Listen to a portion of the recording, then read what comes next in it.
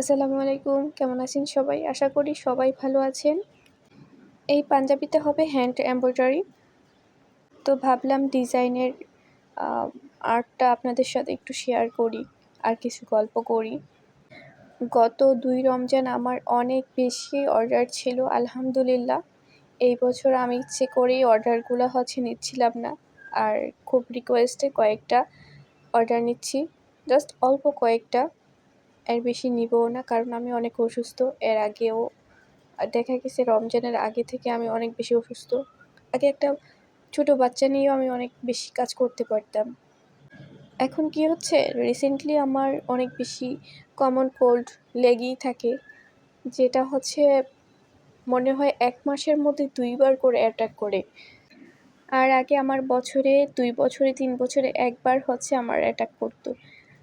আলহামদুলিল্লাহ ভালো ছিলাম। জানি না এখন ইমিউন সিস্টেমটা এইজের সাথে সাথে উইক হয়ে যাচ্ছে কিনা বা সব কিছু। আর আলহামদুলিল্লাহ আমি সব ধরনের খাবার খেতে পারি।